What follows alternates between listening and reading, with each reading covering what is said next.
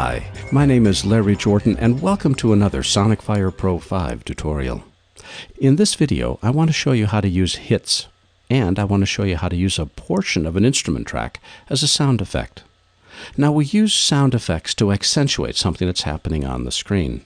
And something that's very easy to use, and you've got a lot of choices, is what's called a hits file. I'm going to put my playhead in the middle of the timeline, and notice I've got a choice said Add Hit File. When I click it, it automatically adds a hit at the position of the playhead. If we listen to it, we've got a cymbal swell.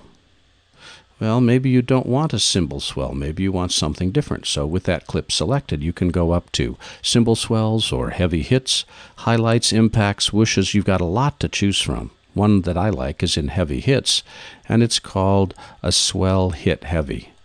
And let's listen to it.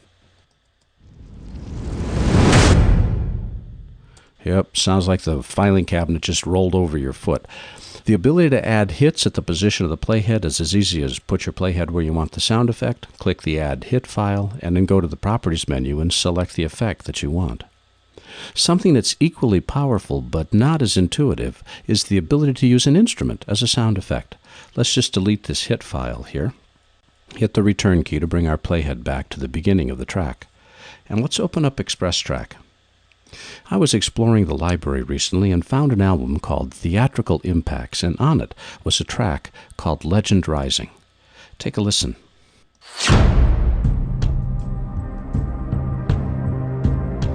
Listen to the beginning again. That beginning sounds like a flaming arrow flying through space, or a fireball, or something dramatic happening. Listen again.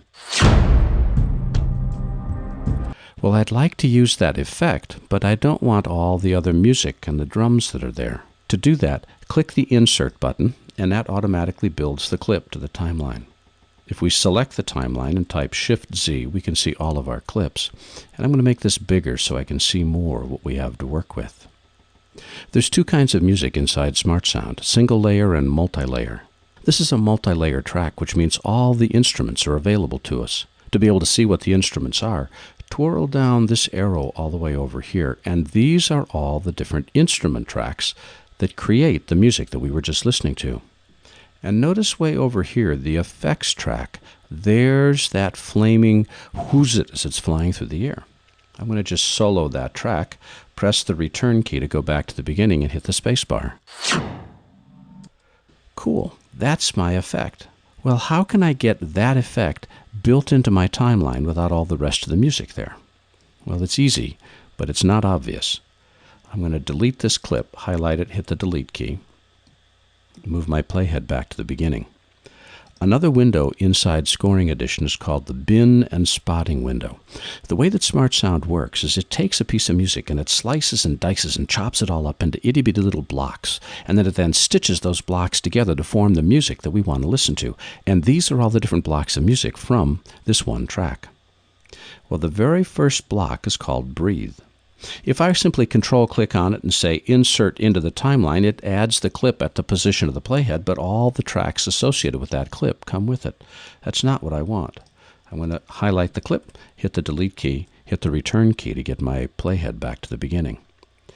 Instead, all I want is the FX track.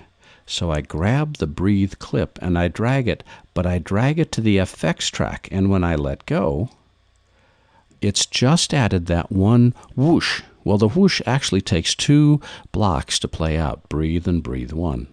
So I grab Breathe 1 and drag it to the timeline and get the two clips to nestle right next to each other, right there. And now when I play it, listen to my sound effect.